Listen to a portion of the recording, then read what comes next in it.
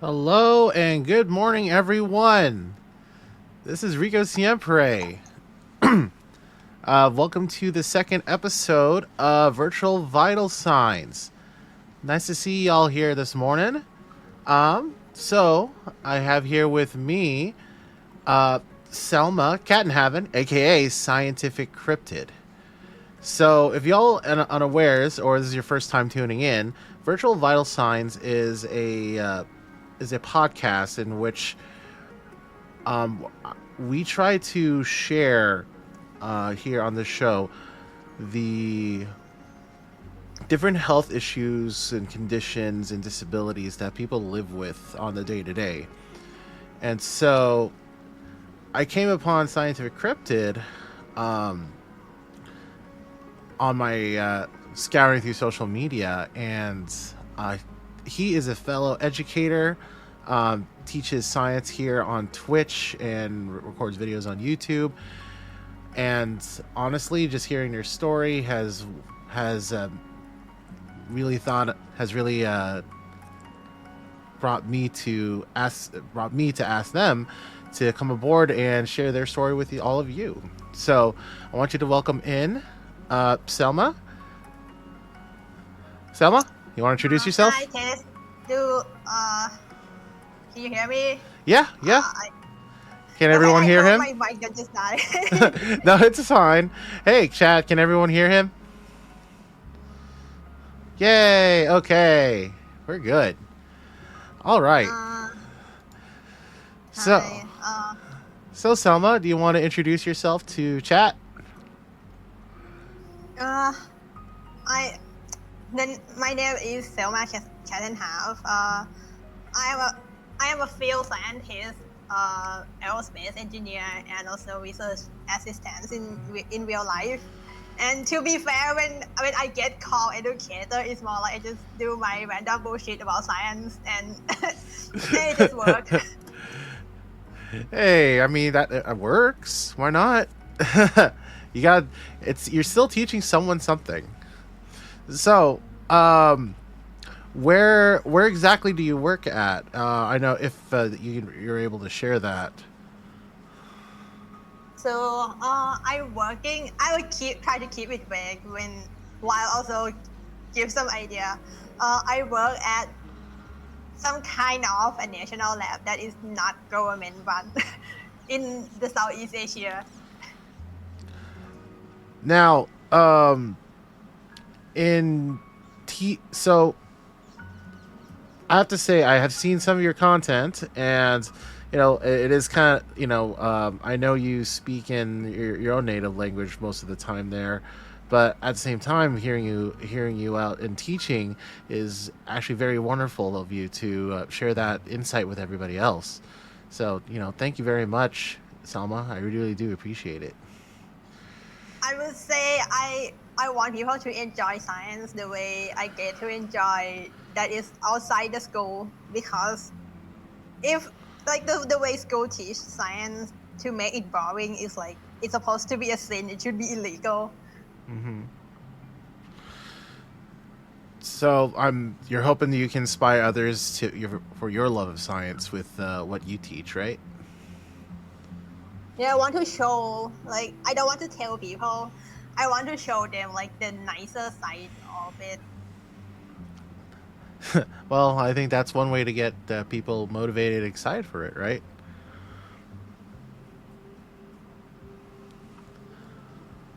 Well, let's start off. So, what are you? What would you like to share with the audience today of your health concern, of your health issues that you're living with right now? Uh,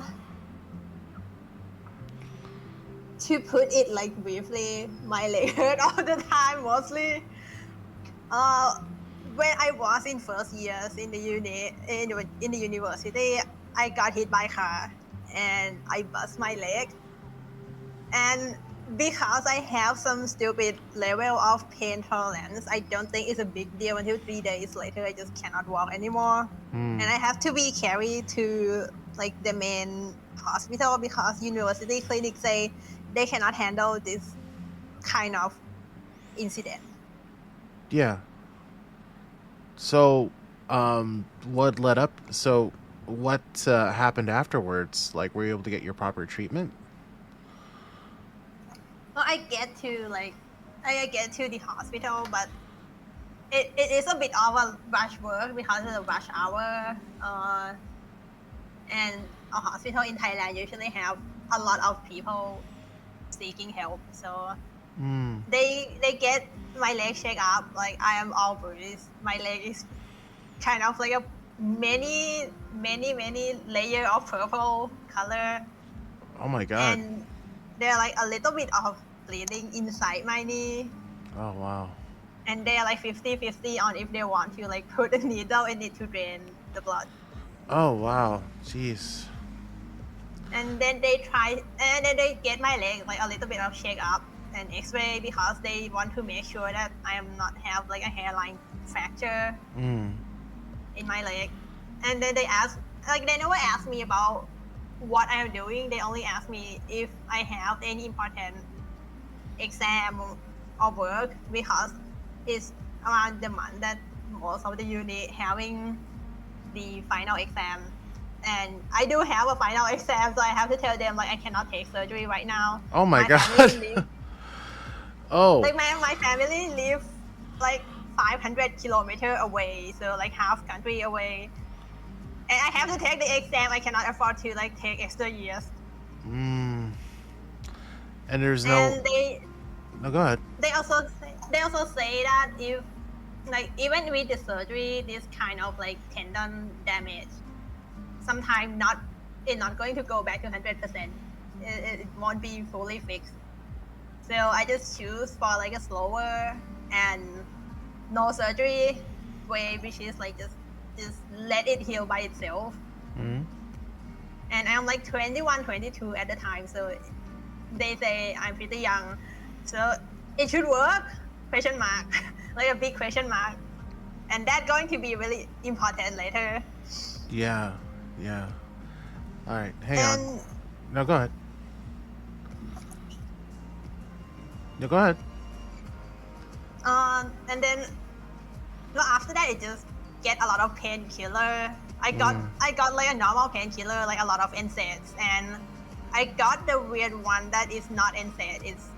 It's some kind of like a super strong painkiller that they give to people after surgery. I take one Oh. of that and I start poking my gut out. So Oh wow. I am fine with pain. I have pain tolerance.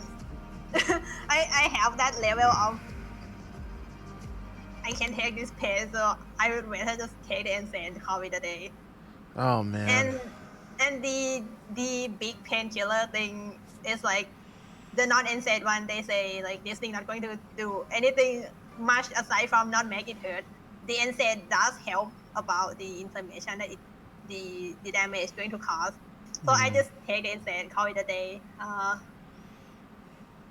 And they also order physical therapy, and that's it. Pretty much everything I got. And it takes really long until I can like walk normal again. I have to walk limp on my leg because both legs are almost equally damaged in the instant. Yeah. And the worst part is I was first year at the unit. The dormitory don't have elevator, and I live on the 5th floor. So Oh, they have to wow. move me to the 2nd floor because the doctor banned me from using stairs. Jeez. Well, to go more in depth about your health condition, so you shared with me that you had a grade 1 ACL tear in both your knees, and you also had a rib fracture from this car accident. Now, Which I don't even know I have it because like everything hurt and I just don't feel like the pain in the chest is that important. I was dumb. I was really a dumb kid. you know, I supposed to know. To be fair, To be fair, it doesn't hurt for me, so I don't know it happened until like a year later. no, I get that. So, like, to be fair, when you're young and you don't know as much about how pain is supposed to be, how health is supposed to be, you don't really understand or estimate like what's supposed to be the tolerable limit. And unfortunately, I think that might have been the case for you, having to go through all of this. Now, I got a quick question though. That person who hit you with the car, did they ever stop to see if you're all right, to see if you're okay, let's try and help? No, only the people near on the street nearby that come to help me. Like they just flee the scene. That is really normal thing to do in Thailand. Oh my god, jeez. Welcome to shithole country. Aww. I'm pretty sure there's a lot of good things about Thailand, but there's just shitty people. Not the road accident. We got like the top 5 road accident in the world or something. I'm pretty sure about that. All right. So like the person who hit me, they never show up. They never take responsibility, and because I don't think they have like a street camera. They were able. They weren't able to ID the vehicle at all. Yeah, no one managed to like get anything on that, and I was thinking it's not a big deal because when I got hit, like nothing really hurt aside from a few scratch. So I think that'll be fine. I don't even hit my head. But it was far more than it actually was, huh? Yeah. So it is not just I don't know how much pain is like too much, but it also like I don't feel pain as much as normal people did. I don't know what caused that, but I also never take painkiller when I got my wisdom teeth out. Like, what, for real? I don't feel anything. Yeah, they have to break my teeth out of my left jaw, and I never take the painkiller for that. I only take like the antibiotic they give me. That's it. Real quick, let me say good morning to folks here in chat. Good morning, Contrive. Thank you for modding again this morning. Hello, Gaines Fairy. Hello, Puppy Sensei. Celeste. Frank. Thank you for coming in. Thank you, Witch Hazel. Thank you all for coming in and watching today's episode. Really do appreciate y'all. So, yes, and thanks a lot, Contrived. I really do appreciate you. Okay, so let's going forward. So with after the accident, you mentioned that you didn't go to the hospital and you never got the proper treatment because of what you thought was tolerable pain. Is that correct? Yeah, I was thinking that it's fine. It's not that hurt for me. Like I don't feel that it hurt. It just disturbed my daily life. Yeah, I think you shared with me that whenever you sneeze or cough, like you get that rib pain. Do you still have that now?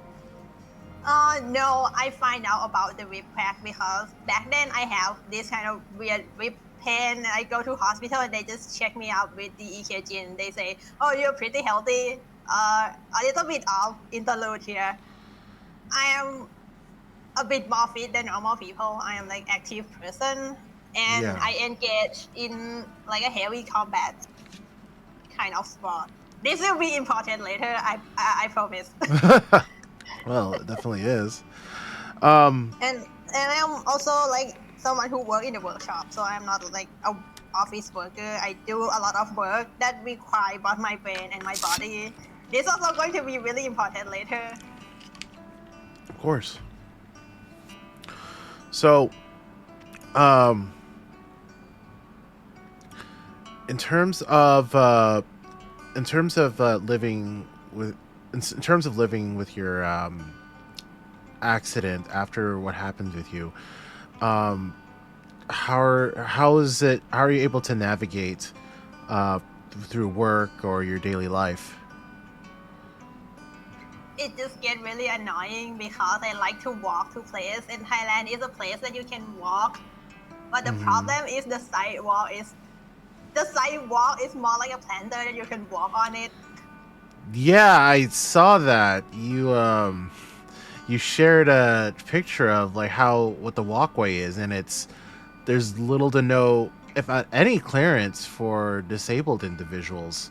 So, like, say if you used a wheelchair or a walker, there's literally no space for them to walk, right? Yeah, and if you use a wheelchair, you get stuck. You literally just get stuck because the floor is uneven, Mm. and from the sidewalk into the street, it have like a really tall gap. Oh wow. So, for those unfamiliar, at least here in the United States, where a lot of where I live, we have something that's called the Americans with Disabilities Act. So that's a series of protections for people who have disabilities, and in doing so, um, they also need to businesses, places where public places have to have a certain amount of requirements in order to make sure that people who use wheelchairs or assistive devices are able to go about their daily life in the community. That's why we have like these parking spaces. That's why the sidewalks are particularly wide, and at least were those who are, at least in places that are planned after the passing of the ADA. Um, But in your case, how is Thailand different for disabled I individuals? I never hear of anything about infrastructure that support disabled people, but like a general public opinion on it is we need one. So, how would you say is the general attitude towards disabled individuals in Thailand?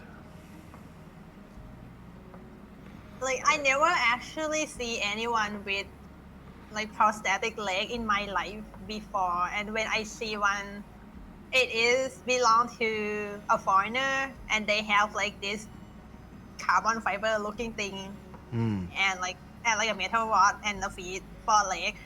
And I was really excited because I was thinking that is like a cyborg, like in the movie. Like, Oh, oh, we have this kind of tech in real life, really? so you never And seen then, anything like that, huh?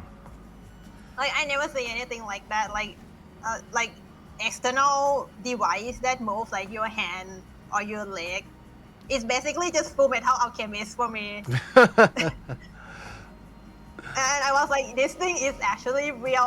Like, for me, when I was a kid, I was thinking prosthetic is like wooden arm or a stick leg that you usually see in the movie, or you Yeah. usually see like people people with disability use.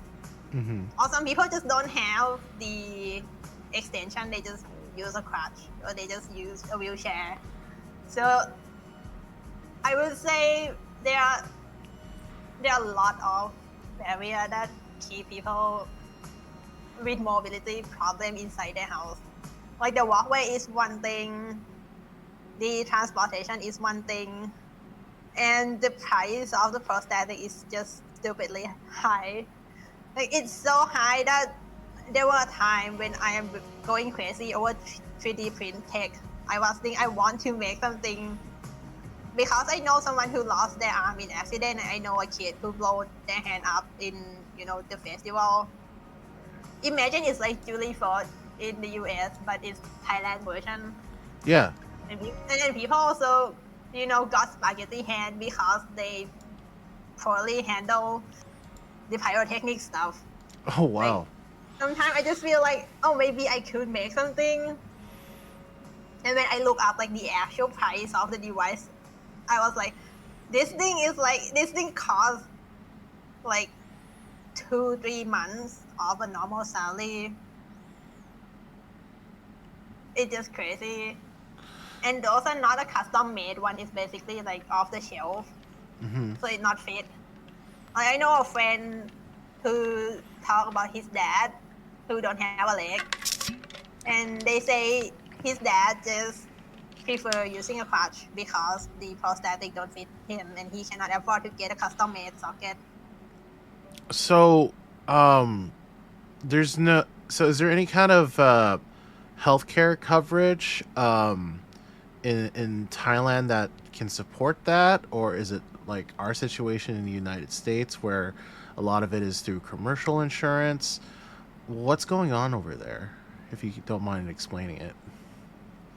It's a weird situation. So you can, if you're citizen, you can just go to hospital and like not pay a lot to get yourself treated, and you don't have Mm-hmm. to go through a lot of hoop. You can just show up at the hospital without like appointment, and you have to wait maybe half day, or if you emergency, you just get emergency treatment, and it's not going to make you bankrupt. Like no one bankrupt from basic healthcare. Like my American friend come over and his appendix just popped, Whoa. and all it costs is $700. Yeah, they will. Everything, like everything from surgery, from the room, the care, and I got him to the main hospital, which is also like a medical school, and I got in touch with my relative who is like a surgeon, and they managed to cut off his appendix without need to refill him with a blood bag, because he got a really rare blood type in Oh. Thailand. Oh my. So. Basically, I have to like get a specialist to deal with his gut, Oh and that jeez. costs only 700, and no going through hoop and everything. But here is the problem: you get, like, assuming your leg is bust or you lost your leg, you got everything treated. That's not going to break your back. But then when you want to afford the extension to make your life easier, like the tools, the prosthetic leg, the brace, that is when things get really expensive. It will literally cost an arm and a leg. Yeah.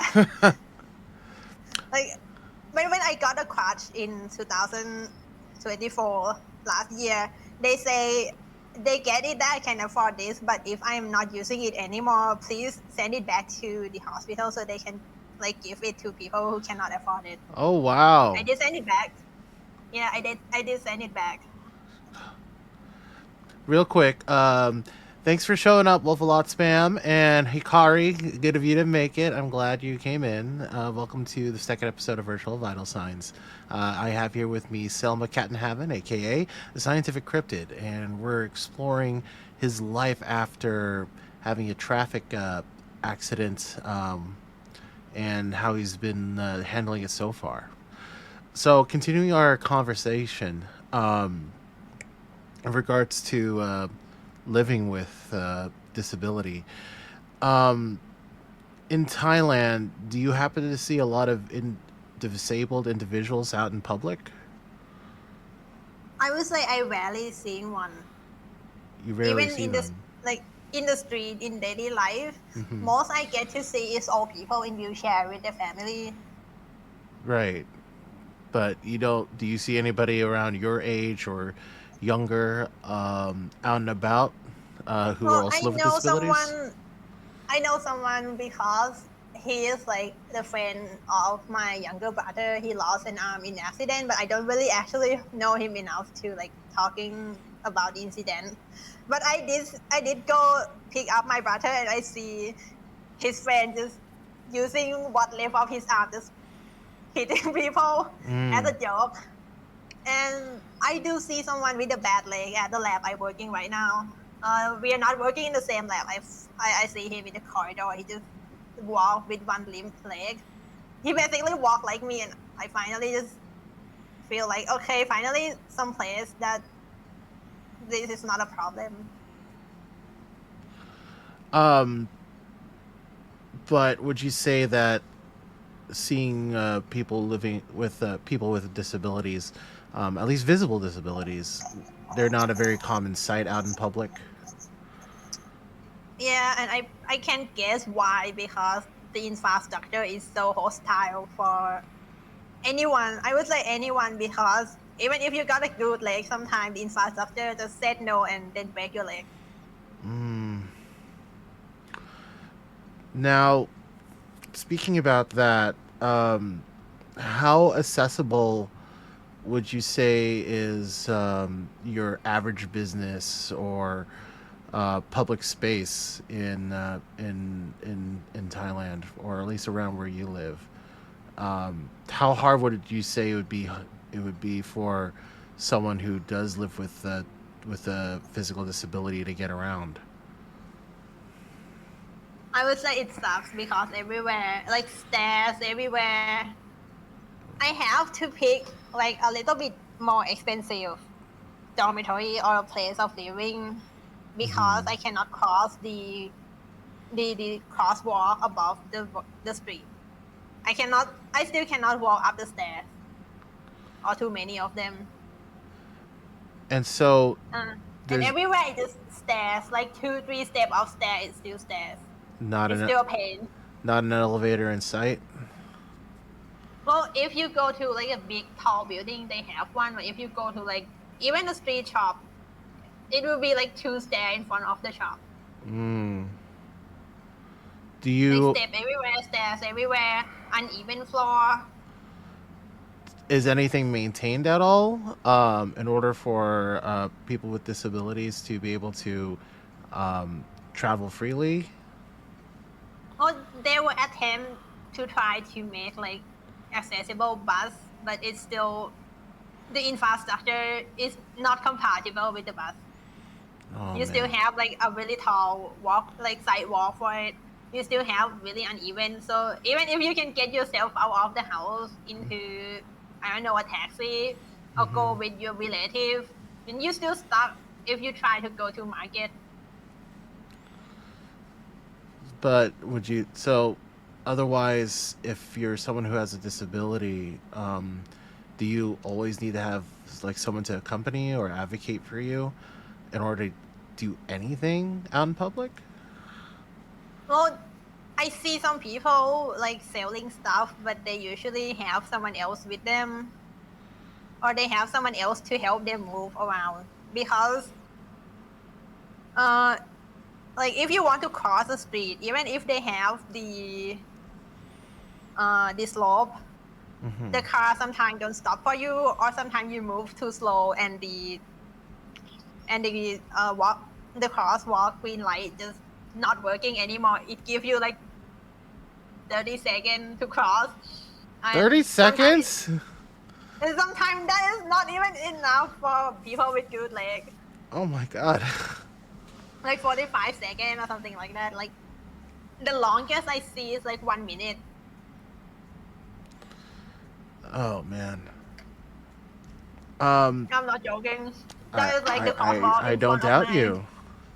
Now, have you ever had a chance to go anywhere outside of Thailand, or say like that's more? I would say more disability friendly. Uh, I never go anywhere outside Thailand yet, Oh, okay.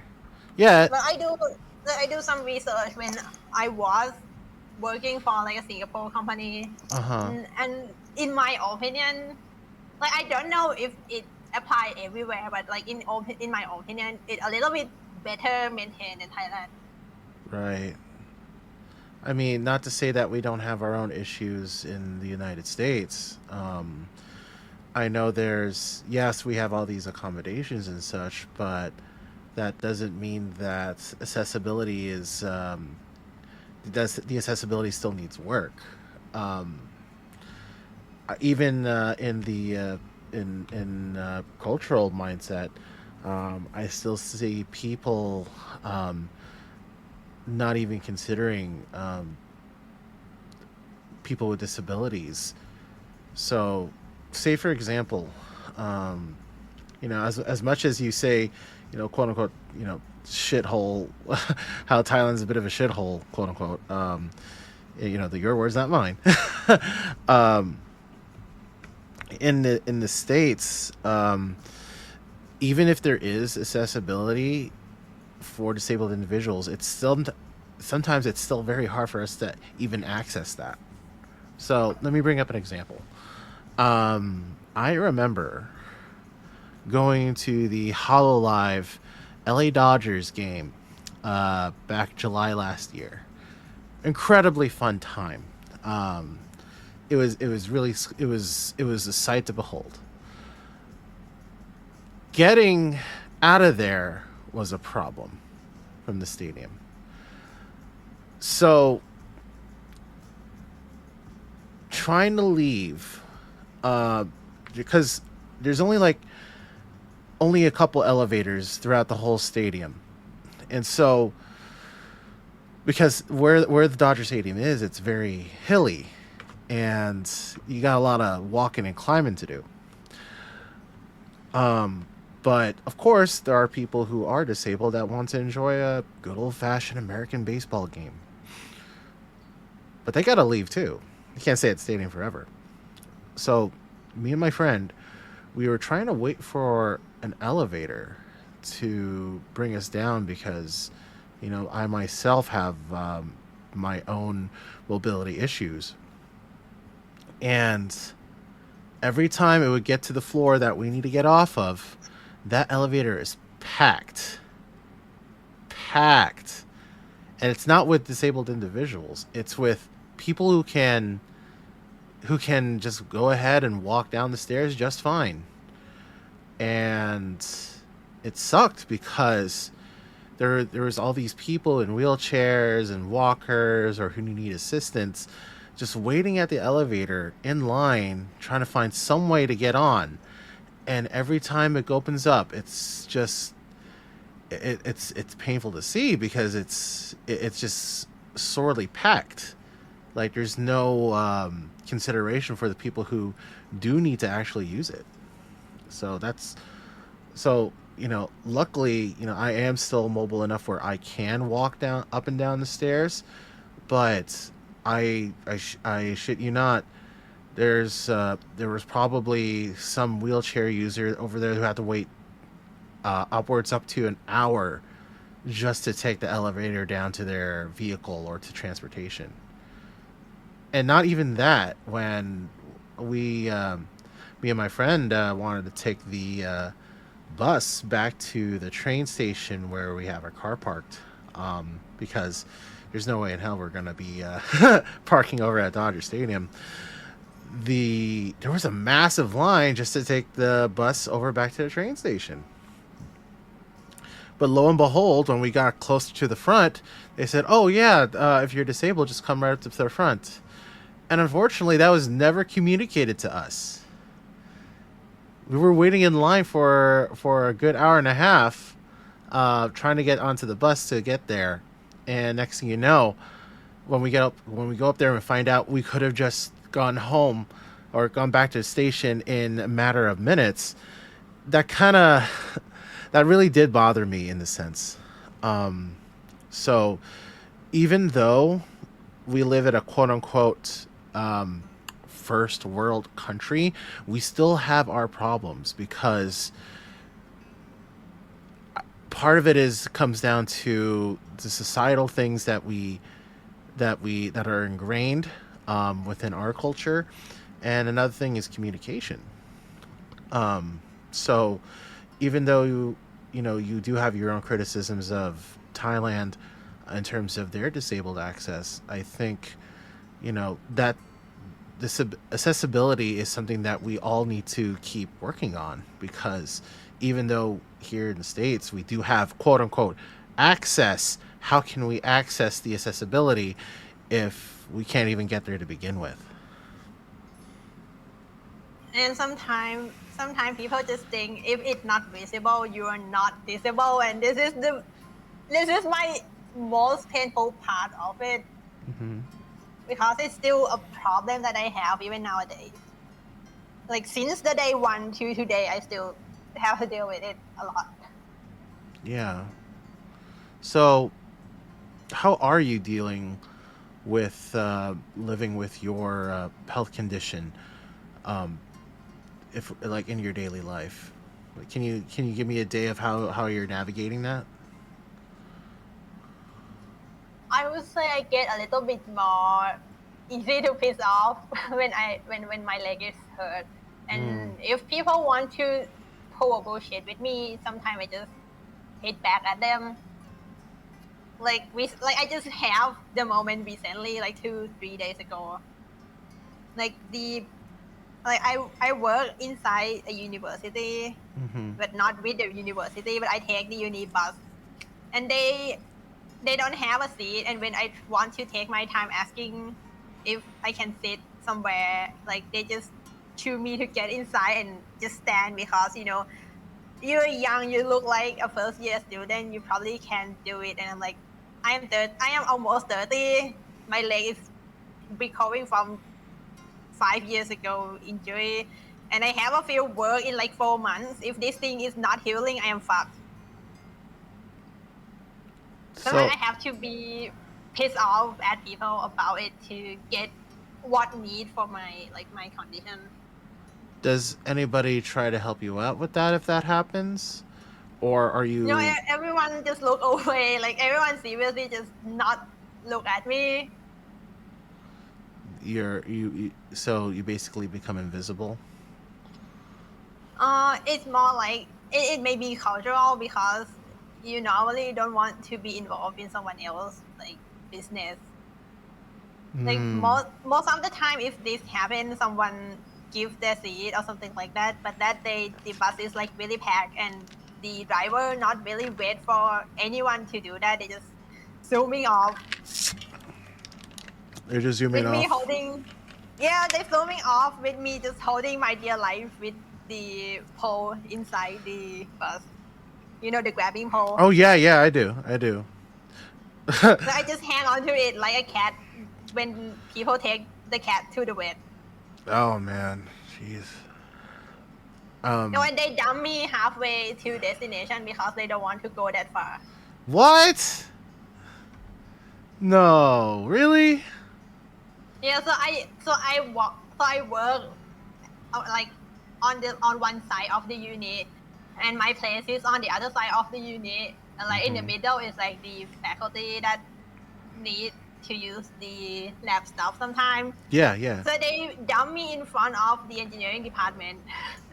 And I have to walk like a kilometer back on the walkway that look like a fucking planter.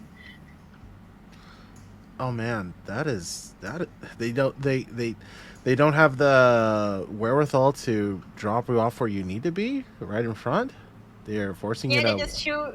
they just shoot everyone off, not just me. Like everyone just leave. Oh Just have to wow, leave because they're going to like go back to wherever they need to go to start the route again. that sounds that, that that's pretty shitty. Um, And that happened like twice this week. twice. Twice. The Oh first my day god. the first day is the day that I send you the planter walkway. The second day is like Tuesday. Oh wow. Jeez. And I complain to everyone because my leg go back to a little bit more hurty than it's supposed to be. Now, is there any way that is there any way that you can launch a complaint or anything to whoever is controlling, or who's in charge of like the transportation, or is that something that's just going to happen regardless? Is it like by a driver? Is Well, there? I mean, they normally have like call this number if you have like a rude diver, Uh but huh. it usually not doing anything. They just have some place for people to complain. Oh, that's Like unless you're famous people, so make unless me you're famous. famous. So make me like a big channel so I can like cheat on them and make them change. So a lot of people like me, or a lot of people who need a better bus driver and condition to just get to use it. just better access overall, huh? Yeah, in in the contrast, like in the big contrast, Yeah. the lab that I work at, like the building, it have a really short stair, so I can walk up and down without get too much pain. And they have a slope that actually works, not a 30-degree up slope. That I mean, who is that even for a cat? I And mean, they also have elevator for every floor in the building. And the neat part is they have like what does it call? It's like the little mini bus with a very low floor that you can just step up without too much effort. So yeah, it is like a different world inside there.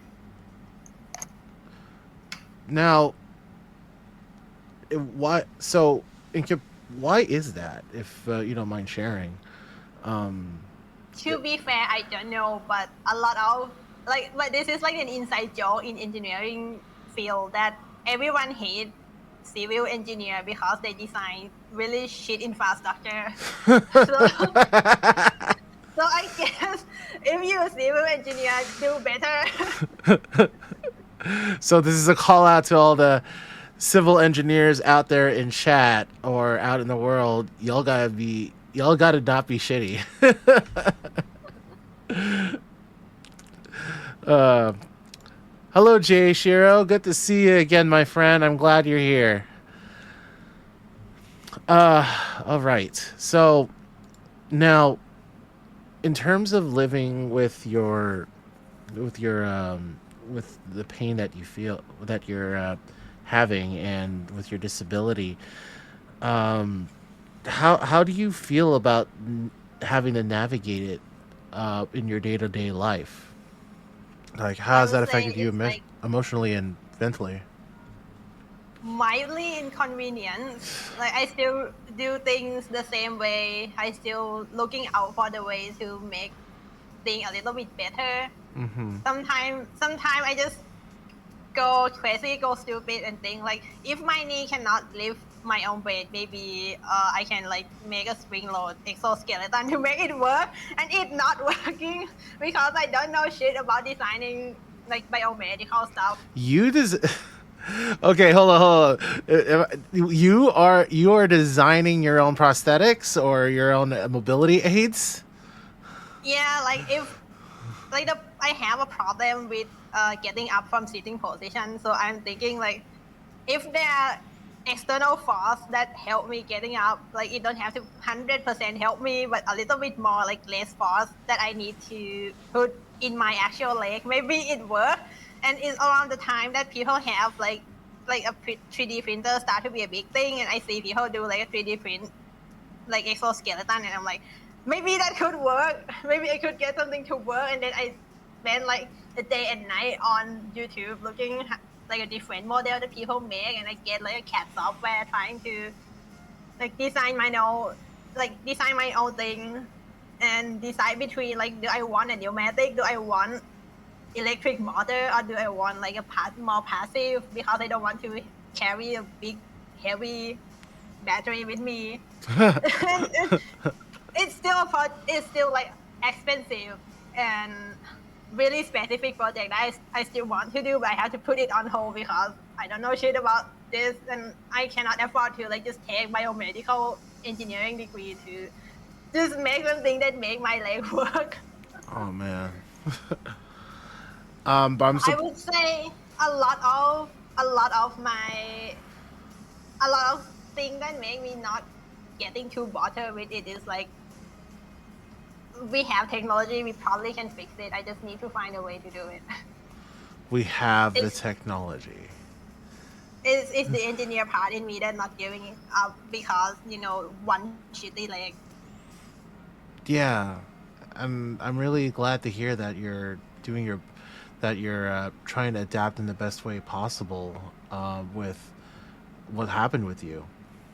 Um, so has there been any significant progress since you've been trying to make your own mobility aids, or are we still on the ground level and trying to figure that out?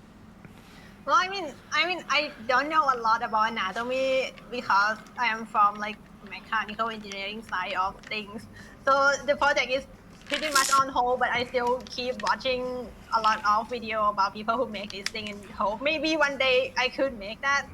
But for now, at least for now, things getting better because I finally find a doctor that understands my situation N- than like the previous treatment that I got.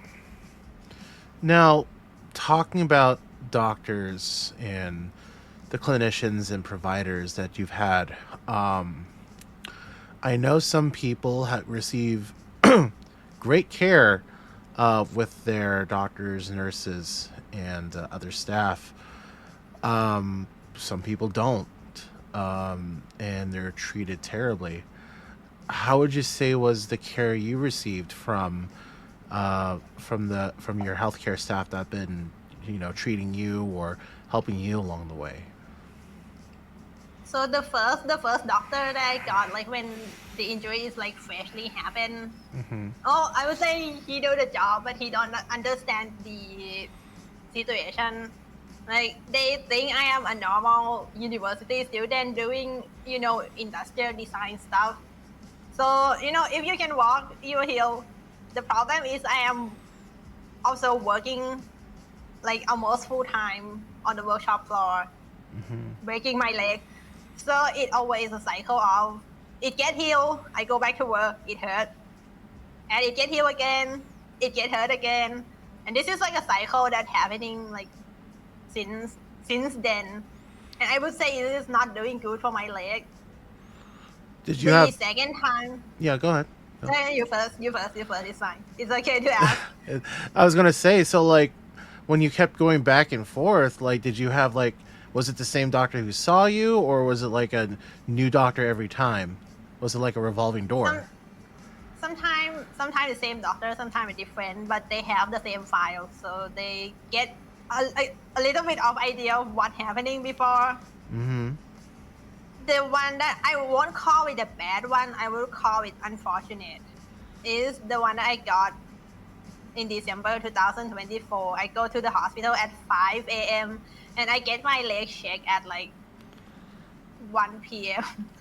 because at that time I am at my hometown. It's just like really, it's so far away from any civilization. So Yeah. like that small hospital have to handle a lot of people, and I have like 200 queue before me and like 300 Two people behind me. hundred. Yeah, I think it's like 280 something. Oh my. Oh wow. And And that is the hospital that asking me if I am done with my crutch. They asking me like, please give it to give it to the hospital so they can give it to people who cannot buy it. oh jeez. Oh. And the doctor is so busy that they don't even have a time to like just checking my leg by bending my leg to see like if it get loose or if it make a noise. They just poke me like two time, and they say inflammation and give me the NSAIDs. Like it is not the best care, but I don't blame them. I would say we don't have enough doctor, we don't have enough hospital in the place, and I would say if one day I become like a rich big channel, I want to build more hospital in my hometown for this exact reason. I mean, I would love to see it, especially with what you're telling me, because But it sounds like access to care, at least around where your hometown is, just is few and far between. yeah, it is not hard to go to hospital, but it really it take a whole day to get a care. And it is not a whole day because jumping through the hoop or anything, it's just a sheer number of people Oh my who god. need to get treated. Like we don't have to deal with the insurance stuff. We don't have to like making appointment first. You can just walk in. The problem is in some place you just get a care immediately because big hospital, a lot of Right. doctor. But if that happen in a rural town, like my hometown, you just don't have enough doctor. You just have like one, two doctor that in like a province hospital. Yeah. And they have to treat like 100 people a day, something like that. My God. I can't imagine, especially if it's just the one hospital in the entire area. Um, It's like one hospital in the middle of nowhere that treats people from like the province it is in and like the surrounding smaller province that don't have a big hospital. oh wow. So they have to travel. So around where you live, people need to go travel entire provinces or counties just to get the appropriate care. Yeah, they have like a small hospital, but if you like need a surgery, you need to see specialists. You still have to get your ass to the big hospital to get yourself checked. Oh my. Like we do get a lot of big hospital, but it's not enough. We got Mhm. like one doctor per like 8,000 people or something. What? One doctor And for this is eight the thousand. country, and this is a country that every parent wants their kid to be a doctor. Yeah, but The where are country they? Asian. Like every Asian parent want their kid to be a doctor, but we don't even have enough doctor from Oh the sheer my. amount of people. What about the other staff, like say nurses or techs or anybody else that participates in your Not care? not enough to because a lot of people have to take like 2 day shift just to pull it off.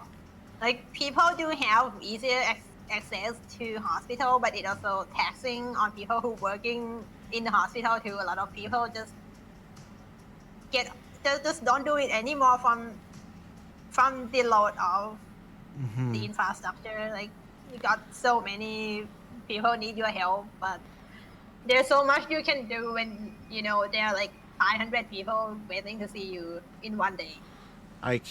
Oh my, I honestly couldn't even imagine being on the other end of it as a nurse. Because I get busy enough with the patients I take care of. I can't imagine you need to take on almost 5 times that. And Yeah, there were times that uh when I was a kid, I helped my brother who do PhD, and his lab is near a hospital. And when I walk past like a yard of the hospital, there are a lot of people in a tent. That is people who come from a place like my hometown into a big town to get like really specific care, like like specific cancer that you need like experimental medicine for it. And someone asking me like they don't need money, they need a food. So I just run off to buy them a food. my God, uh, I think that kind of really shines a light of the difference in healthcare between in the United States and elsewhere in the world, at least to Thailand.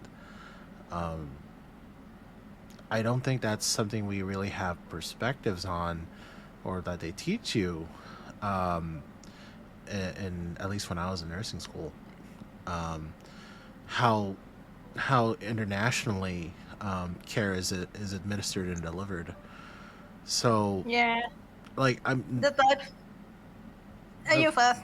no I'm so it's like I'm glad that you're able that anybody can get care like pretty cheaply, but at the same time, the fact that there's such a lack of access to it is astonishing to me.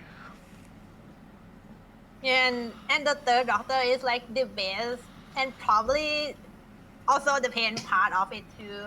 Yeah. I got the third doctor because I got dragged over back to the big town again by my brother to be his like assistant in Hmm. the big lab thing.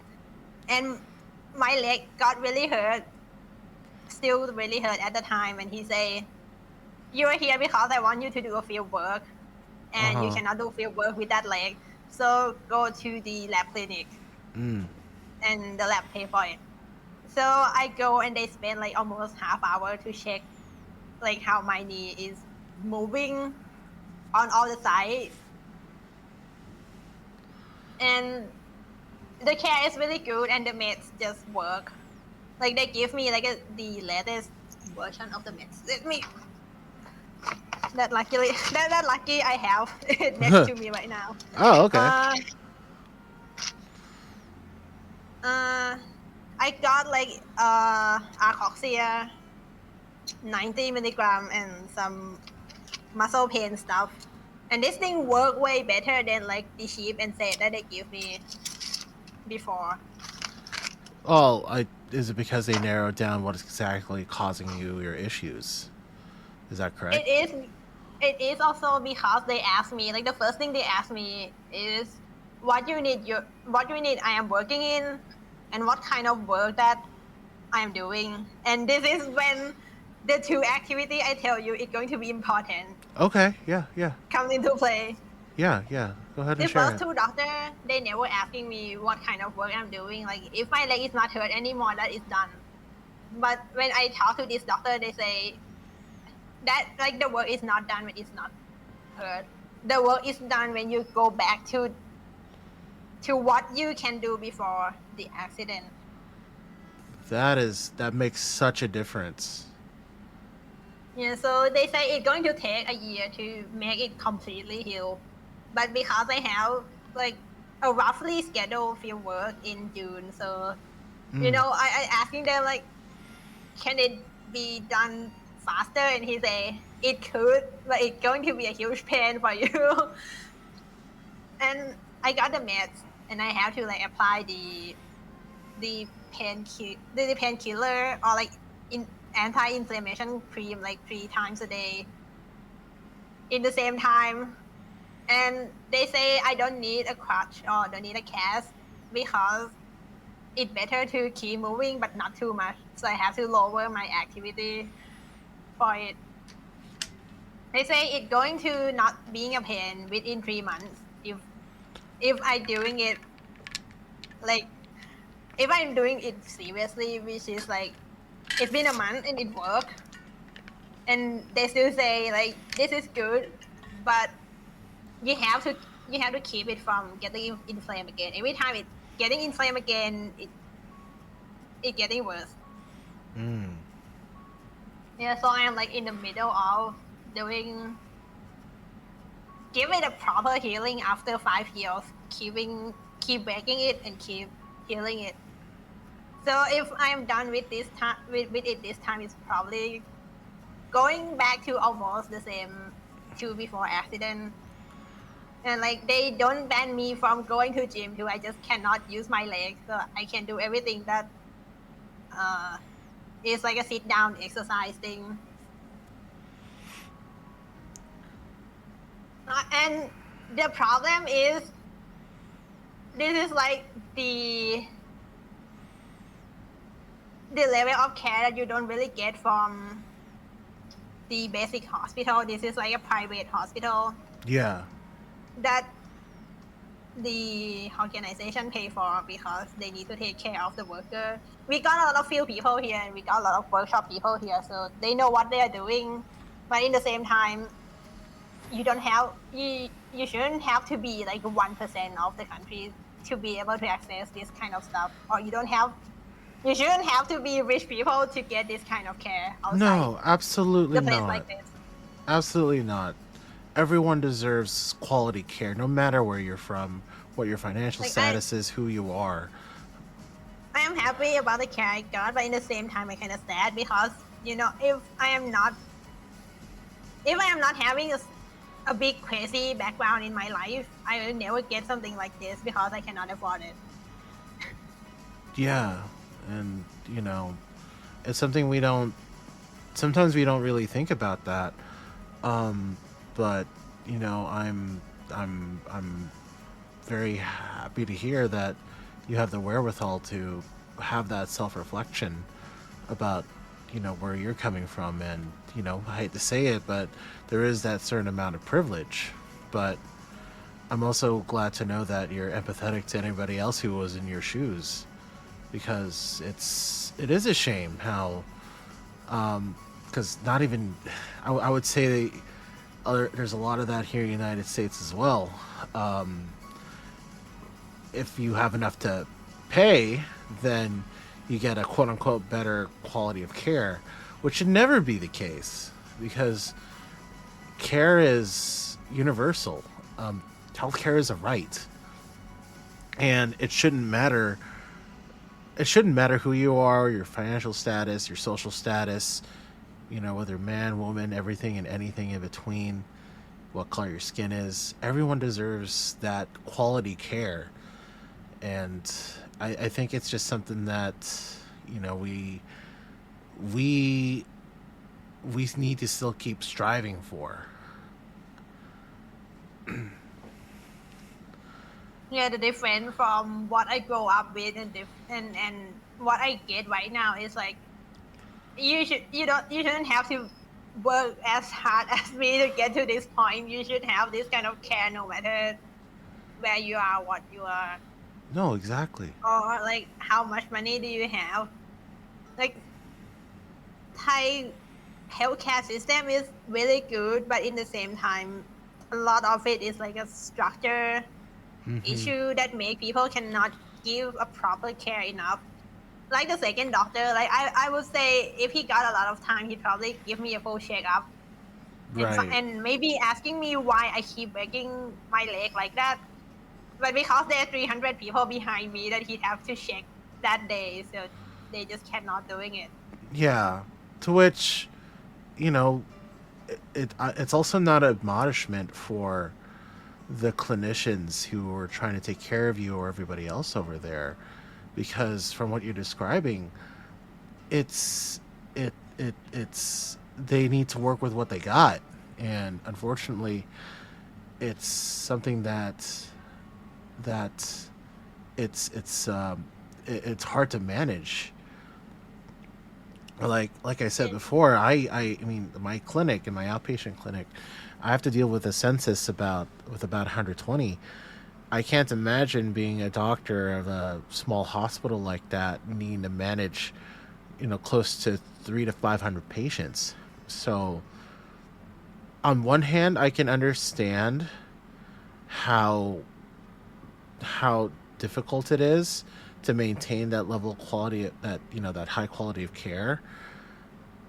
But I also understand that they're also hampered by the logistics of the situation with the availability of the kind of support that they have, because you can only have so many people to take care of or help take care of people. And I think And that's the unfortunate thing. and a lot of time hospital cannot afford like a proper equipment. Mm, Like if you break a bone badly enough, sometimes you need like a external fixation for your bone. yeah. And it normally have like a stick poke into your bone and have external fixation. But in Thailand, a lot of places cannot afford the external fixation, so you have a Yeah. metal rod in your bone poking out, but it holds together with a cast. Yeah, yeah. Oh my god. It's very different. That's very different from like the normal treatment course. But I guess it's also hampered by the but like I said before, the availability of anything Of people, of of people equipment, of of a budget. yeah. It's quite revelatory, to be honest. No, it is something that I tell my friend who is working in healthcare that sometimes something that doesn't sound matter actually could decide if your treatment plan will finish it or will fail completely. Yeah, yeah. I Yeah. remember. No, go ahead. Uh, did I say something? Were we about to? I forget about it, so you go ahead. I was going to bring up earlier. You said that the three doctors you worked with, it was the last one who thought about who thought about trying to get you to how you were before all of this happened. Um, so uh, is that a very common thought amongst healthcare providers in Thailand, at least in your experience? I would say it's kind of like a different because a normal doctor who treat like a normal people, they just say, oh, you can use it normally, that is fine. But in my case, it's more like a doctor who treat like sport person, Mm-hmm. that you not only treat the injury, you have to get them back to the competitive level again, because the line of work that I am in. Yeah. So I don't. It is a combination of we don't have enough doctor who doing that, and also I don't know that I need a specific doctor for this, and also even if I can find one of them, could I afford it? Right. That's always the question. Um, you mentioned But at earlier. least No, go ahead. If you're a doctor, like if you're a normal doctor treating people, at least you ask them a little bit about their daily life. Like sometimes people who look like someone who sit their ass in office all the time, they Mm-hmm. might be secretly active. They just don't look, a You don't really look the big buff part. because because they might have, a different body build, body type. I don't look like people who do active stuff, but I'm actually like pretty active. Now, I was Like gonna. Actually, I was gonna tie into this next question that I have. Um, ever since the ever since the traffic accident and your subsequent treatments and care you received, um, how would you say you are in terms of being physically active? Are you able to how are you able to navigate being able to take care of yourself in terms of trying to keep up with with your own exercise, strength building? How's that working with you for you? well, I don't really drop off exercise entirely when I get hurt.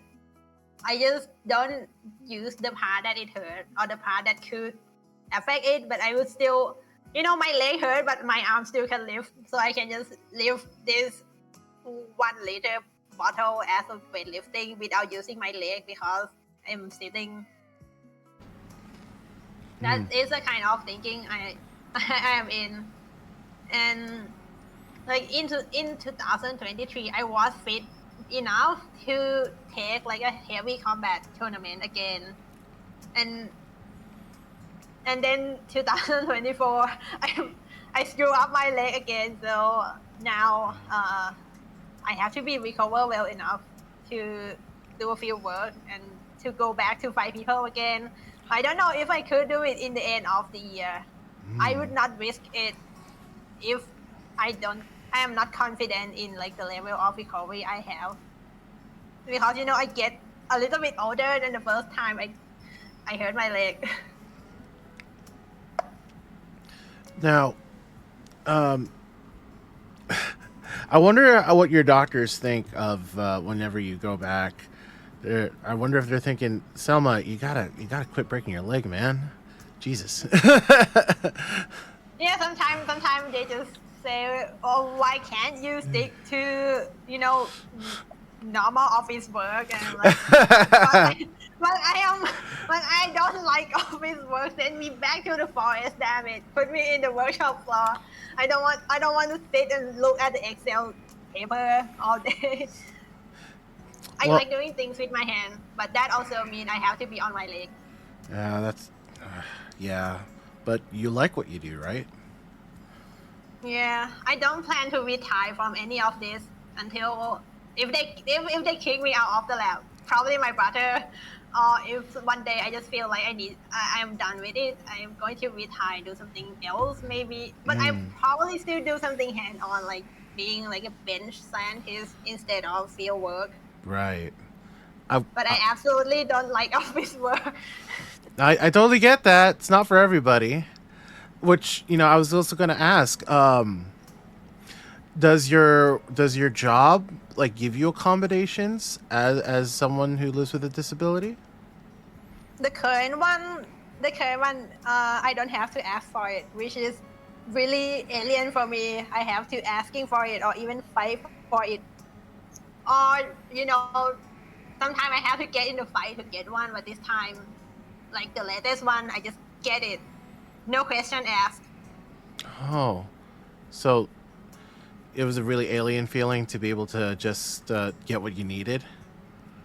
Yeah, like the lap stool with a wheel, and Hmm. the office chair with like a leg rest, Yeah, and they yeah. don't really mind me like put my leg up when working. So that is a plus. Sometimes people look at me when I have to like unzip my pants. Not that way. I mean my pants leg, like my pants leg have like a side zipper. I have to like unzip it and undo like the wrap and put on like the inflammation cream Right, right. to make it not like a red hot inflame like before. Sometimes people look at me like, "What are you doing?" And I just look at them like, "If you want to know, I can I can explain." But most people just say, you got to get here really quick because the team leader really want to put you in the forest to follow the animal and stuff. Right, right. And I would say I am happily obliged because I am so done with the Excel sheet. I And don't doubt you. and last week I'm well enough to like do really short sprint in the walkway, and I did that. Everyone freaked out like you're not supposed to do that right now. So I'm like, just one time, just one day. I have done this for like 2 months, please. I'm glad though that you're able to uh, be more active in that way. Yeah, I usually like do a short sprint inside a building. If Hmm. someone walking faster than me, I just follow them. Or if I need someone, I would just just double dash into them, like I am like I am an action character game. Like Sonic. Yeah, that is like the level of the moves I would do normally. So Yeah, I yeah, have to yeah. stick to like slow walking really bother me. And the worst part is my brother was really like teasing me about it because he is like almost 2 meters tall. His leg is really long and he is a fast walker. I used to walk the same speed as him, but now I am like keep stagger behind him. Yeah, yeah. And sometimes he just walk up the stair and just look down, like like I am on high ground. uh, I did want to ask, how do you aside? I hear a lot of support from your brother, but have you do you also receive any kind of support from your other family members or from friends? Both of you assume I have a friend. From family, they actually complain about like when are you going to stop being hurt, and I'm like, that's not my choice. You got to ask my genetic and my body about that. That's all right. Real quick, Archboss, thank you so much for following. I really do appreciate it. Thank you so much. Um, so I know you shared earlier that you had to fight for your accommodations. Does that wear on you? Needing to always need to fight for it to get what I was the access you need? I would say it's more like I take a chance to legitimately and legally yell at people. So Mm. basically, if they mess with me, I was just using them as like emotion dump plays. Like if they want to bother me with my leg, I would traumatize you back.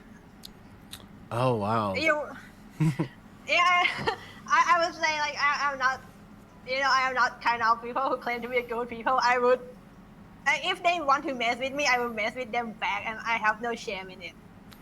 I don't think that's a wrong thing though, because no one should give you any shit for your disability. No one should give you any shit for needing access.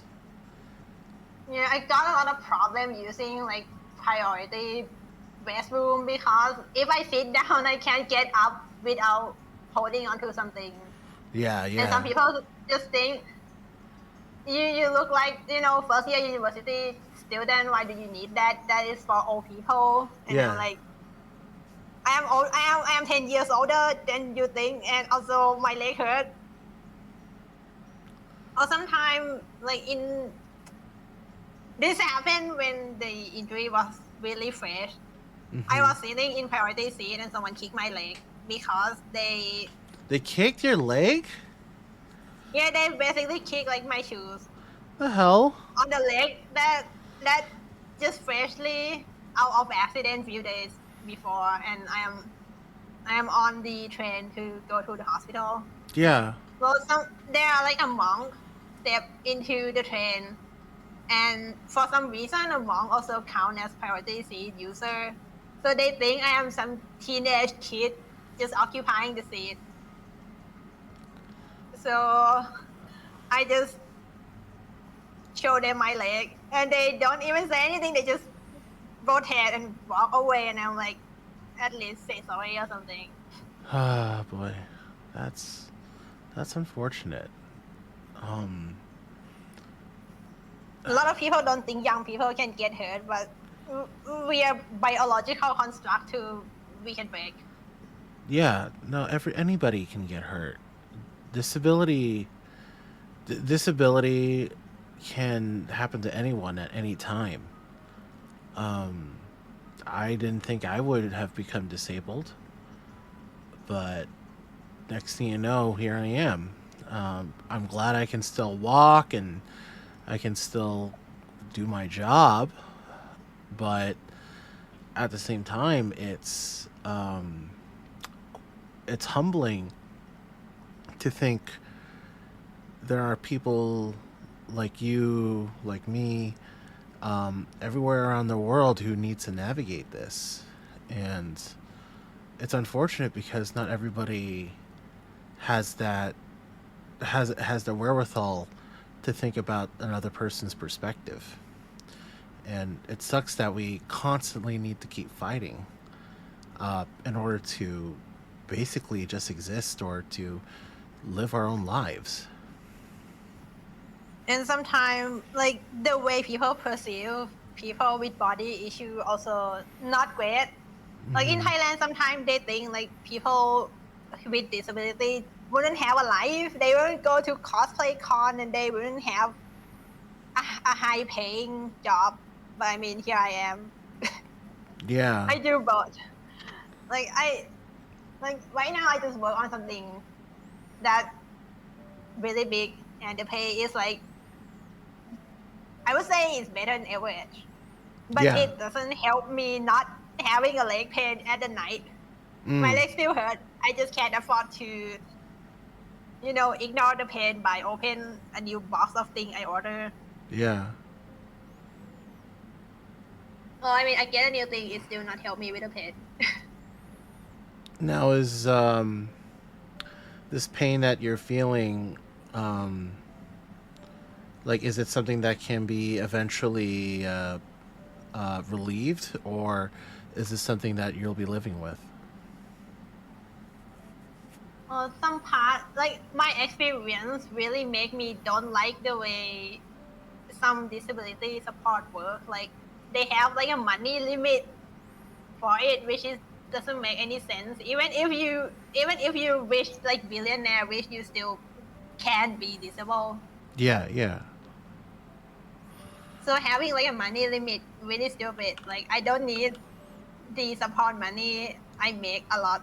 I just need to use the seat without people trying to kick me out.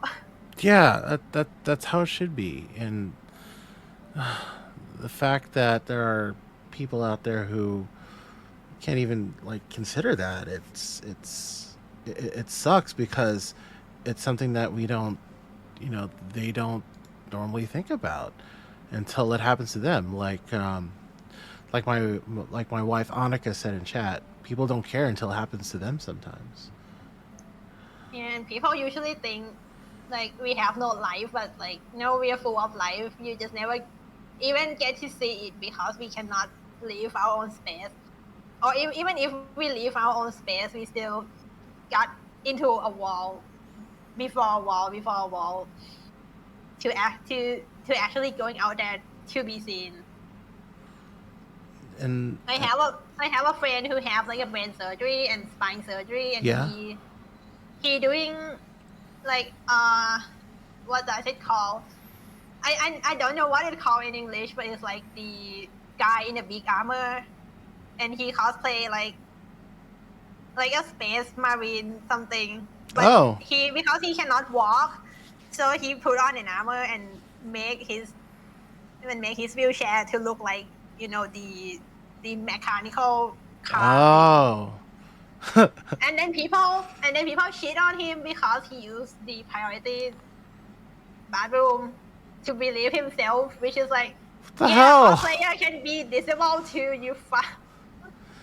No, you can curse. That's fine. But no, and I think that's the issue. Part of it is that we don't like as much as disability, or showing people with disabilities as being represented. It's getting better, but at the same time, it still needs a whole lot of work because we still need to be able to look at someone with mobility aids who are in a wheelchair who need to use them full time or part time. We still need to see them as people first and foremost. And unfortunately, I hate to say it, but there are still people out there who only see the walker, the wheelchair, the prosthetic. That's all they see, instead of thinking this is a person who has just as every right to live and exist as I do. And Yeah, we supposed to do fun thing too, yeah, especially when we stuck with this kind of pain. At least doing fun thing is like a good distraction from it the is. situation we have to deal with. Yeah, and and that's how. And you need to find joy where you can, especially when you're when you have a disability like that, whether it be physical or mental. You got to find your own ways to cope. You got to find your own ways to live your life. And it sucks to hear that there's people out there who still shit on your friend for cosplaying, just because he's a person with a disability, like that. It's I don't know. For me, it's as someone. Infuriating. It is infuriating because as someone who's cosplayed themselves, myself in at conventions and such, like to see that and to know that, that there are people out there who look down on people with disabilities for just trying to enjoy their life. It it's upsetting to me because like, well, I mean, not just from speaking from my experience, but from anybody anywhere else. I remember when I went to Anime Los Angeles, they actually had an initiative where you can actually rent mobility aids, wheelchairs, and electric scooters for anybody who's going to the convention, which is so cool. And I wish we can see more of that, going into other, not just anime conventions, but um, The general anywhere. public space. Yeah, anywhere and everywhere. In all honesty, but it's just heartbreaking to know that people will still, yeah, give you crap for living your own life. It probably because the media like to paint people with disability with whatever crap they're up to, I guess. Because a lot of time people just, at least in Thailand, they do it like, oh, you have to pity them or something like that. But I'm like, oh, pity not going to fix this. We just need accommodation, and you're not asking us what happened, or if you ask, just do it nicely. Yeah, yeah, I don't mind people asking like why I walk like that, but I don't like it when people think I shouldn't walk like that because my age or because I can sprint yesterday. yeah. That shouldn't be the case at all, and I think it does. It's a disservice to our community, to our communities, whenever we don't think about that. And I think that's the sad part is just, we don't tend to think about, or we don't tend to be empathetic towards other people until we get to their same position. And it just sucks because having to always need to fight for your place at the table is, it's a necessary fight, but it can get tiring too. Yeah, it's tiring, and for people who don't have this level of, stubbornness, Mm-hmm. it's kind of a pain for them. Yeah, it is. Um, Like I don't mind punting people for being an ass because my leg, but a lot of people just don't have enough mental energy to do it because they already spend all of their sanity dealing with themselves. yeah, yeah. I mean, living with a chronic health condition or disability, um, like try as we might, it can wear you down if you're not careful. Um,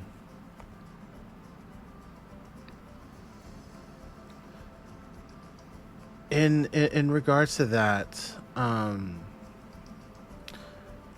how how um, how are you feeling on your day to day, being able to, at least emotionally, be able to navigate that? Um, just trying to, you know, like how are you able to find your own sense of peace or hope as you go on the day to day? To be honest, I actually never think about that. It's just something that happened, is come and gone. And Yeah. even if we have a time machine, going back to fix it is not really the best choice, as we Mm. can see in many time travel anime. So I just I just deal with it. However, I can afford to like either find a good doctor or make something that help my life easier. Yeah. Like one thing that is not mobility aid for people, but I Mm. use it as mobility aid is like a grabber, like a stick with a grabber in the end. Because I Mm. can't bend down to pick things up, I just use it to grab things off the floor. It's really useful for something that is meant to be a children toy. Yeah, I mean, I using so the fun thing about having a cane is that, not only is it a visible indicator for people, to know, oh hey, look, this person's disabled, this person has like some mobility issues. um it's also a nice tool every now and then because it's like, oh, I need to reach over there, but I'm a little bit too far away. I unfold my cane, I press the button, be like, hey, there you go. It's also kind of nice being able to wave it around on occasion because it's like, it's because like it's, if I need to use it, I can always be like, bop, there you go. Although it is foldable, so I doubt it's gonna do much damage. But hey, it's nice You to can have bonk people around. with it. Yeah, it's a hell of a bonker, that's for sure. My dad jokingly say like if my leg is not getting better, he's going to get me like a walking stick, but it's not old people walking stick. It's like a quarter stick, Like a a quarter quarter staff. staff. Yeah, it's like a Thai quarter staff that Oh, really? a lot, there are a lot of dad, like a lot of dad in the old time use. Yeah, And yeah. and normally if the dad have like a kid and someone want to, flirt with the kid, he just wipe out the stick and be like, I might be old, but if you do something to my kid, I will bonk you in the head with this. Yeah, he gonna give me that kind of stick. And I'm like, I'm all in, to be honest. I don't mind a cool stick. Hey, yeah. I mean, staffs, canes. Let's bring it back into fashion. I think those are amazing mobility aids because a because they support you, and B it looks really cool. Seriously, we should bring back like a can and stick and also a cape. Yeah, capes. Did you know? Okay, I gotta share this. Did you know that nurses used to wear capes back in the day? Really? Yeah, yeah. So, back during World War I, World War II, at least on the U.S. side of things, nurses actually used to wear capes over their dresses as part of the uniform, and it looks really sick. Mm, Like seriously, if we have a lot of like a field nurse, so a nurse that goes see people in the house, like we should Yeah, bring that back. bring Seriously. it back. Not And like since the world is like slowly slip into old people society, we should normalize having a staff and a cape when we're going out. Either if because we are old or because our leg is hurt. Honestly, yeah, and I think, and that's part of the issue is that I think that needs to get normalized. That needs to be shown. Oh, hey, people need this, and that's okay. That should just be a normal part of life instead of like, why do they need it? We don't like it. Doesn't We don't need to question it. It's just there, you know. Yeah, we need to bring back the cool wizard mentality back. If you Mm, want to have a cave and walk with a stick, then that's fine. It's not like you're making fun of people. of You course, just do what make your life easier, it and does. that's it. Yeah. Um. So, I is there anything else about your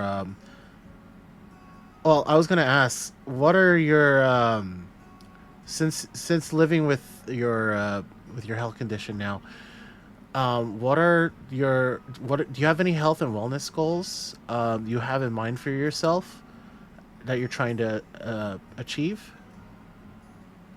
Mm. Well, for now I want my leg to not bother me anymore, and also eat a lot of good stuff. But for the long term, for the medium term, go Mm-hmm. back to field work because I really miss doing workshop and field work. Yeah. And a long term is I want to go back to tournament, but it's going to be a long way because uh, there are more things that I have a problem with my body than my leg. My leg is just the biggest one. Yeah. Like I just finally fixed my shoulder crack when I swing a sword. I want to go back to tournament, but I probably have to like do a lot of sparring training when my leg getting better, and probably have to relearn like a footwork. Yeah. Walking limp for a year is not doing good with my hip. No, I totally understand. Sometimes you gotta start from zero. I remember going back to the gym, like, and it's it's really humbling because, like after my injury, it's like, oh my god, like how can I adapt? How can I get better? But part of it is having the will and wherewithal to push yourself and understand that there you may have your limits, but those can be pushed. And I think you're a prime example of that, Selma. Well, I would say it is partially because my brother, he just say if it's not going to work you trying it, then it's okay to give it a try, or at least give it a try when someone supervise you. So if something happens, they can Mm. get you out of, you know, the trouble. And Yeah. since I start working with him, he take me to the gym and he keep encourage me to do like heavier exercise. And we do try some crazy stuff like we read about if you exercise only on one side, it actually help the other side that you cannot use it. So we are Yeah. testing that right now. Yeah. It literally is use it or lose it, and that's part of the issue is that I'm glad your brother is very much on you and making sure you stay active, because when some people who unfortunately who've been through what you've been through or been through what I've been through, when that happens to them, they don't think they can go back to any kind of semblance of a normal life or a regular life when in fact you can. Things will be different. It won't be the same way as it used to be, but you can still live your life.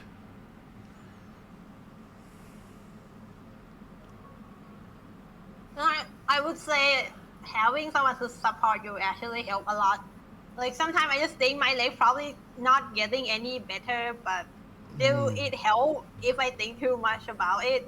If it not help, maybe I'm better divert my brain power to do something else because orange cat have only one brain cell and it cannot dwelling into one thing too long. You only have the one brain cell? Okay, jokingly, that orange cat have one brain cell, and I would say I'm happily follow the principle of orange cat. Don't get too worried about things. We have a cat in chat too. They may be able to confirm this with us as well as being a different colored cat. uh,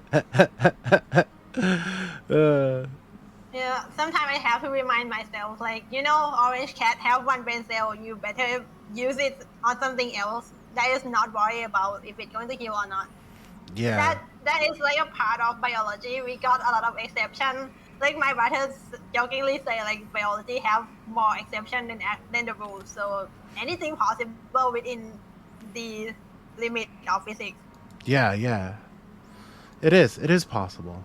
And so long as you're able to push yourself and find that you the part of the part a big part of your limitations are the ones that you set yourself mentally, and you can always go beyond that. You may be trapped in your own physical body, but when it comes to your mind, the imagination, how you feel, you don't have to stay trapped there. And I think you embody that, Selma. Well, I mean, sometimes I kind of piss off about not being able to do something I like. Like I cannot sit cross-legged right now, but one day, one day in the future, I will just take back the time that I want to do it, and I cannot do it. It's just not today. Uh, That's future me problem. so our other cat in chat, Celeste, is meowing at you.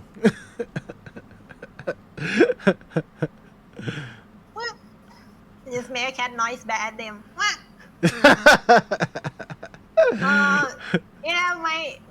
My boyfriend cat don't know how to meow. He only know how to make like a beep noise. So I am making a beep noise. Well, I think we're That normally actually an expensive thing. Normally yeah. people have to donate to hear the cat noise. You guys get a free one. Yeah, there we go. Free meows for everyone. Yeah. Well, I think we're about to wrap up pretty soon. But Selma, is there anything else you wanted to share with me or the audience right now? In regards to not just your we talked about your disability at length, but is there anything else we should know about you? Because you are a whole person. You're not just what you're afflicted with, but you have so much going on. Is there anything you want to share with us? I mean, aside from the work and my crazy stupid shit, I don't really know. But if there's something I want to tell you guys, it's probably I would say a bad joke and a dark joke actually a really good way to cope with this stuff. Like if you see, sometimes I just joke about myself or my kind of injury, and some people just say that be a bad test or something like that. But I mean, if you see it as a joke, it's really not a big deal for you. Like, it could be a big deal in terms of legal stuff and the support and stuff, but Yeah. for yourself, for your feeling, maybe turn it into a joke is not a bad thing. No, I don't think it's a bad thing at all, because I think you need to be able to look at your life and see it, and you should be able to laugh at yourself too, because you know life gets, there's too much serious things that go out that happen in life. I think you should be able to laugh at it, laugh at your circumstances too sometimes, you know. And that's your leg. You can talk shit about it. True. That's You can. my leg. It's I your can talk at leg. it. That's right. It is. It's your leg. You can talk shit whenever you want. No one else can. And if someone talks shit about you and if they are taller than you, you can say, if they don't shut up, maybe I will steal your leg. Your leg bone is mine now. I did this a lot with my brother because he got a good leg. Well, Selma, I really do appreciate you taking the time out to have this talk with me and share your experiences and share your perspectives with myself and with the audience. Where can where can they find you, Selma? On social media or like anywhere else? I have my YouTube, but it's mostly like the place I post a clip. I have a Twitch, which is where I mostly do like a lecture streaming with my brother. But I do have a plan to do like some basic lab session to show people like the more stupid shit happen in the lab side of it. We are not always serious about it, to be honest. And I got a Twitter and Blue Sky for like a daily life stuff. While I say I do a lot of science thing, I mostly post a food pic. Food pics. Hey, food pics are always something that we strive and love to have. I mean, I hate to say it, but I am a big fan of Thai food, but it probably is Americanized to hell and back to deal with our tastes. So one of these days, I have to actually try authentic Thai food.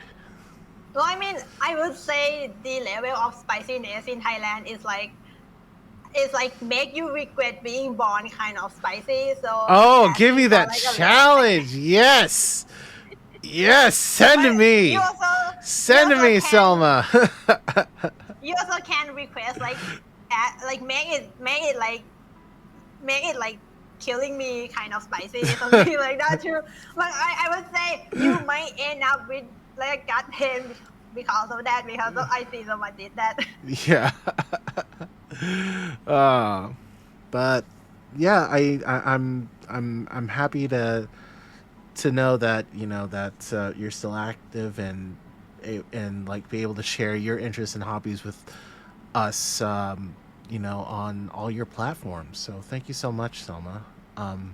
Like I said, yeah, go ahead. Maybe we can follow up like after June or like in the end of the year if my plan work. Hey, yeah, I wouldn't mind. I would totally love to have a follow up with you one of these days here on the podcast. That'd be great. Yeah, so you also like, just in case anyone who is in the same line of work as me, like a mechanic, field scientist, field technician, like if your body get hurt, like it's not the end of career.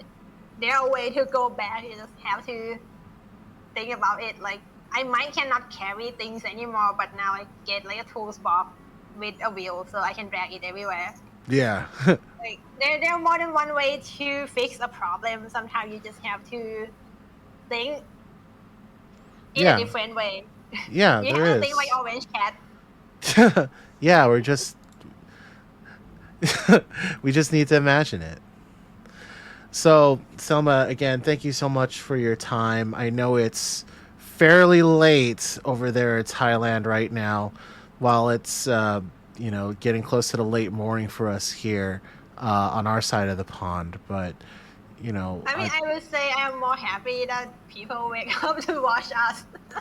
yeah, yeah, yeah. Well, it's that just means it's important that there are people out there who want to see you that or not that want to share your story, and to understand that there's so many other perspectives and lives out there outside of ourselves. So like Wolf a Lot Spam said, Otsu, Selma and Rico, it was a great conversation. And I was happy to have this conversation with you, Selma. Thank you so much. And thank you for giving me a chance to rant about everything I've been through No, of in course. 2019. No, I'm glad, because not everybody has the space to talk about this stuff, and and I'm glad to provide that for people who want to, because it's important. We being able to share our lives with each other, because it's how we connect and how we foster kindness, how we foster goodwill, how we foster perspectives. Because without that, we're we're we're alone, and no person is an island. So I'm very glad I had to be able to spend the time with you today, Selma. Thank you so much. Yes, thank you for let me be here too. Of course. Anytime, my friend. Well, I think it's time we raid out. So I'm going to set it up to one of my friends I've made, to Hikari Tayo. Hope she wouldn't mind the surprise raid. But until next time, chat, audience, thank you so much for coming by and checking us out.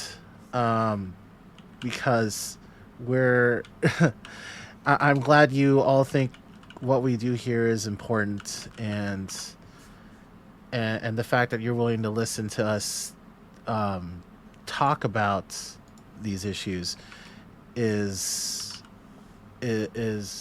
something that which warms my heart. So thank you for listening in and watching and hearing the both of us. All right. So, in any case, guys, I hope all of you have a wonderful day, a wonderful evening, and maybe we'll see you on the next episode of Virtual Vital Signs. If not, maybe you can catch me here on Twitch, on YouTube, on Blue Sky, on Twitter, wherever you can find me. I'm Rico Siempre, RN, and this is Selma Kattenhaven, aka Scientific Cryptid. And thank you so much for watching. You guys take care, okay?